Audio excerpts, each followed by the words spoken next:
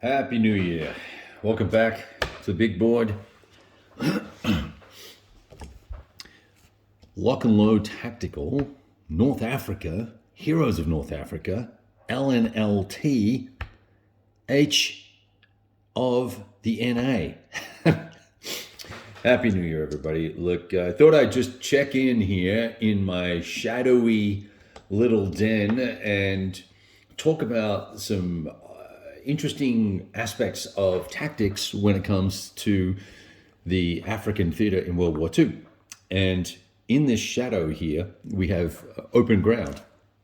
And we've got some A-10 tanks, which I had to go look up, and despite having played a lot of African themed World War II themed games and all the rest of it, A-10s, now I can't remember, they're a cruiser. I've got the thing around the corner here. I can't see the screen. But I was looking up the different versions of these particular tanks, these A-10s. I think we have a quick look here. You can see it has a 2-pound gun on it, and it's AP only, right? So that means that it can't fire HE, funnily enough. There was a version that apparently had some HE rounds and 40 smoke rounds, and these tanks carried 100 rounds, so quite a significant amount of ammunition. But it was supposed to be a combat support vehicle, and I was talking to Devin online because I was trying to solve the problem here for this scenario. We'll get to that in just a sec. And so these guys are called A-10s. Let me just check the name of them again. It's funny because they've got A-10 on there, and yeah, it just calls it a cruiser. Is that what they call it? Yeah, the cruiser tank, Mark II A-10. Over here, we've got a couple of Valentines, and they're a little bit more of a capable vehicle, just right, but also not particularly huge penetration rates, 3 2s and 1s, right? So these are early World War II equipment for the old Brits there. So these guys have a pen rates the same, 3 2 and 1, and pretty crappy to hit ratios and pretty crappy ranges. Nevertheless, they can't shoot at shit, right? None of these tanks can fire at these 88mm guns, which are the priority threat on the board at the moment. And in fact, the scenario, let's talk about the scenario. Scenario is to capture 1, 2, 3 hexes, which are rough terrain. It's got its own special name because it's Africa, and Africa needs its own special name for everything. It's called Hamada. Basically it's rough terrain. It's rough, rocky terrain. It's going to give you a +2 target modifier. I think in a Facebook post I said +3, but it's +2 modifier. You put one of these little sangers, which is that dugout, +1 foxhole type of thing. So now I've got +3.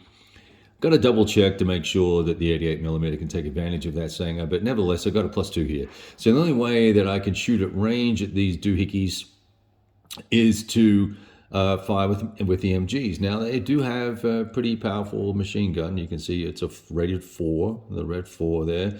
They can have a range, I think, of 10 or 12. So we're well within range. Excuse me, I need to get a tissue. All right, that's better.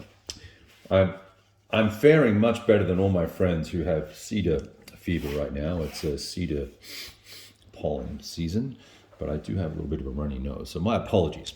Right, so we were talking about capturing these 3 sites. There's an event in each one of these, which I assume, I haven't looked at it yet, it's one of those don't read ahead things. So I'm assuming it's going to be bad guys turn up, right? Or reinforcements come. So the Germans have 388s, the half track, and there's another vehicle here somewhere. Oh yeah, here we go.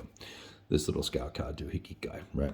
Now, one of the neat things about African theme games is if they incorporate the dust, right? The dust that is kicked up from everything, and Lock and Load's no exception to that. So there are these dust markers. And you put one in each hex that you've left and the one that you stop in. But unfortunately, if you get blown to the crappadoodles, you will not You will not place any dust markers, which seems kind of odd to me that you would move. Let's say these guys have 6 movement rate. Let's say I moved 1, 2, 3, 4, and I got fired at and missed once, and got fired at here and got a kill. All the dust markers that I would put down at the end of the movement, meaning I've got to keep track of where it is, I would have to take them all up or not put them down if I ended up with a dead vehicle wreck in that hex. Just seems kind of odd to me. Maybe I'm reading the rule wrong, I don't know. But nevertheless, so I'm trying to solve the problem here of, do I try and shoot in to this 88 millimeter and either suppress it or kill it, or do I in my first action, right? And I can activate all these guys here because I've got this nifty little leader dude that he's got a range of 1, so I can activate all these. I could activate these 2 vehicles and all these people in this hex. And we can take some shots at the 88. Probably need to take a shot at these 88s too. So now we're starting to get some problems, right? That I'm in one impulse, I want to be able to do as much suppressive damage as possible so that I can close with the infantry, because these 88s, here's the difference between those vehicles that you were looking at earlier, right? So there's a high percentage chance of a hit on 2d6, 8 penetration, meaning that hitting any of these A10s or even the Valentines, who basically on average, everybody's got a 4 rating or a 3 rating, and I'm going to get a +4 on a 1d6 roll. So we're just going to smash this. We're going to smash everything if we hit, right? So disconcerting for the chaps attempting to take Ruweisat Ridge. September 1942. So I'm trying to noodle through how to do this. One of the things I was thinking was, I'd start this vehicle maybe in this direction and move, dust, 3, 3, 4, dust, 5, 6, dust. Put some dust down and try and close, or just move up and try and close, knowing I'm going to get shot at and probably die. But then there's this rule that says no smoke if you don't survive. So that's a problem. Not only do I have to close and take care of these, but there's a huge stack of motorcycle Italian. They're the Bersaglieri or whatever they're called. These guys here, they come racing onto the board, movement rate of 20. They get a -1 if they move fire, but nevertheless, they've got some cool stuff going on, and there's a whole bunch of them. There's like 6 of them there, I think, maybe more. Let me check.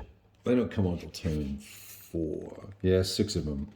And then they've got some MGs, and there's some little vehicles they've got coming as well. So it's a big task for a relatively small force of vehicles that can only shoot at. There's only 2 things the vehicles can shoot at, and that's the scout car and the half track.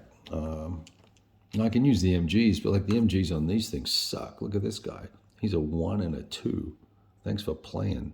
Can you see that? There you go, 1 and a 2. Yeah, so this is my first video for the year, and we're stuck with a little tactical problem I don't know how to solve. And I don't have the time or the bandwidth to play it multiple times, so I kind of want to get it right the first time. So here's your opportunity, folks.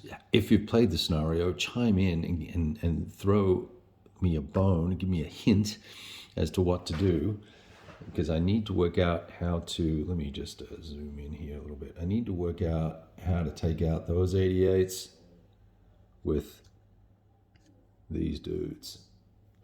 Right? So I'm looking for some advice. Check in, hook me up later.